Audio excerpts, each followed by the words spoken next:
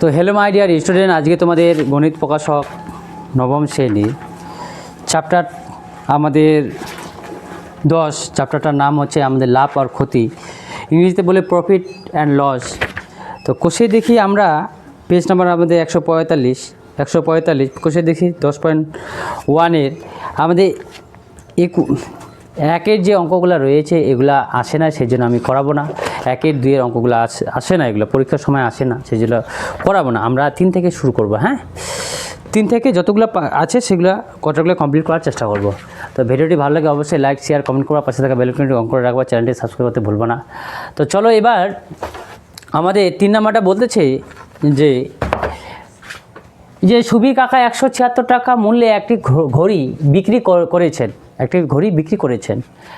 যদি ঘড়িটি বিক্রি করে সুবীর কাকা 12% ক্ষতি হয় তাহলে হিসাব করে দেখি যে তিনি ঘড়িটি কত টাকায় কিনেছিলেন। তাহলে আমাদের একদিকে লেখো বিক্রয় মূল্য আর একদিকে লেখো ক্রয় মূল্য। আমাদের ক্রয় মূল্য যদি 100 টাকা হয়, 100 টাকা, এবার 12% ক্ষতি, তার মানে কি বিক্রয় মূল্য কত হবে আমাদের? 12 বাদ দিয়ে দেবো, 100 থেকে 12 বাদ দিলে যেটা হবে সেটাই আমাদের 12%, যেহেতু আমাদের ক্ষতি হচ্ছে 100 টাকায় আমাদের 12 টাকা ক্ষতি হচ্ছে, 100 টাকা 12 টাকা ক্ষতি, তার মানে 88 টাকা। এটা আমাদের এটা 12 টাকা ক্ষতি, এই ক্ষতি আকারে আমরা বিক্রি করি। 88 টাকায় আমরা বিক্রি করতেছি, 100 টাকা জিনিসটা কিনেছিলাম, তার মানে হচ্ছে আমাদের 12 টাকা আমাদের জিনিসটা ক্ষতি হচ্ছে। এবার যদি আমি ঘড়িটি আমার 176 টাকা যদি আমি বিক্রি করি, তাহলে ক্রয় মূল্য আমরা কত টাকা দিয়ে নিয়েছিলাম, ক্রয় মূল্য দিয়ে কত টাকায় নিয়েছিলাম। তাহলে সম্পর্কটা আমাদের কি হবে?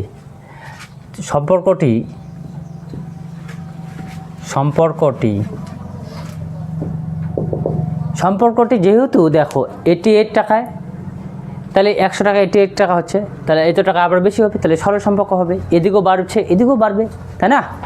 তাহলে সম্পর্কটি হবে সরল। তাহলে নির্ণয় ক্রয়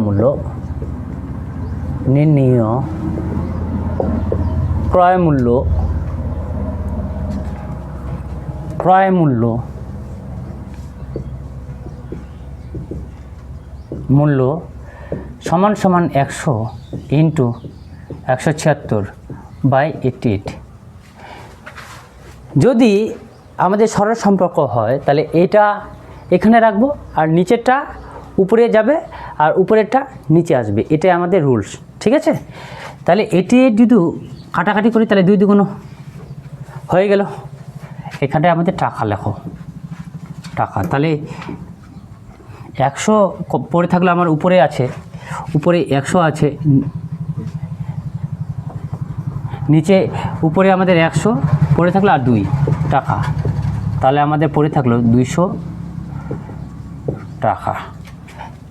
তাহলে তিনি যদি এত টাকায় যদি ঘড়ি বিক্রিটা করেন তাহলে কত টাকায় কিনেছিলেন? তাহলে উত্তর লেখো তুমি, তিনি কত টাকায় ঘড়িটি কিনেছিলেন? তিনি 200 টাকায় ঘড়িটি কিনেছিলেন। এটাই আমাদের অ্যান্সার, তোমরা করে নাও।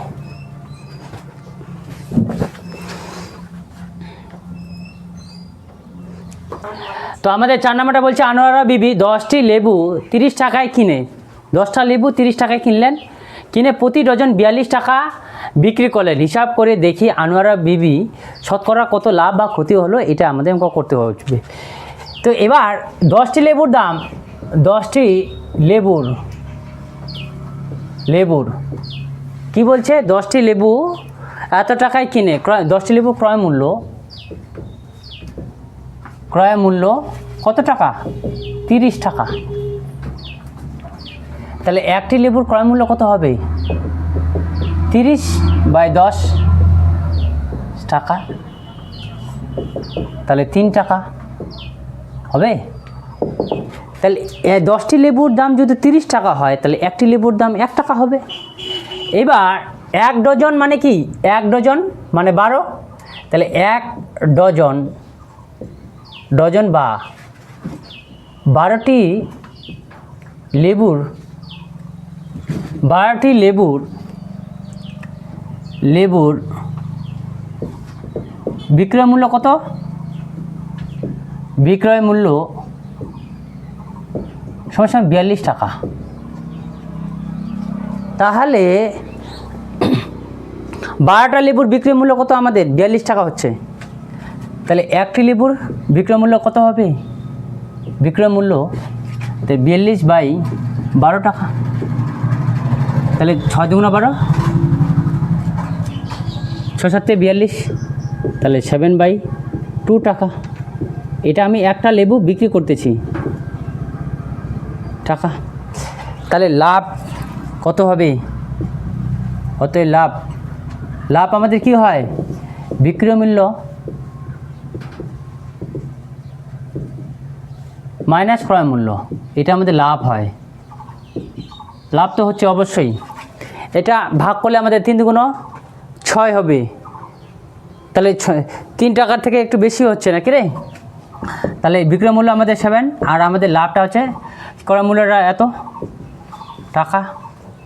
তাহলে এটা আমরা লসাগু করলে কি হয়? 2 7, এইটা ডাইরেক্ট আমাদের 3 × 2 হয়ে যায়, এত টাকা। তাহলে আমার এটা হবে 7 3 দুগুণ 6/2 সমান 1/2 টাকা। এটা আমাদের হচ্ছে লাভ হচ্ছে। এবার এখানটাই আমি করে দিচ্ছি।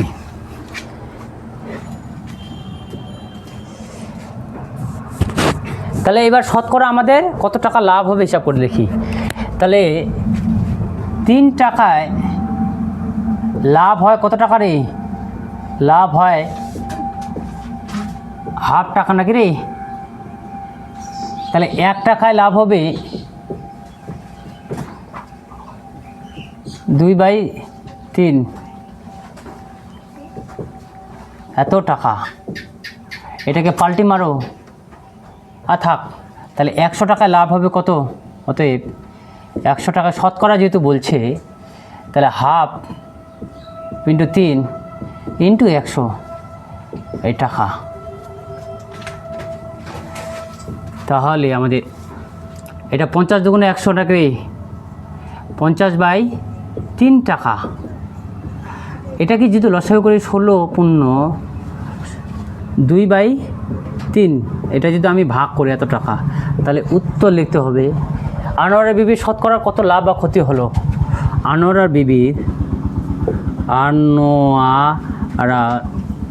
বিবির শতকরা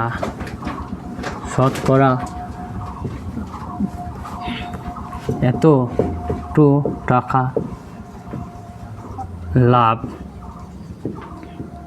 লাভ হলো।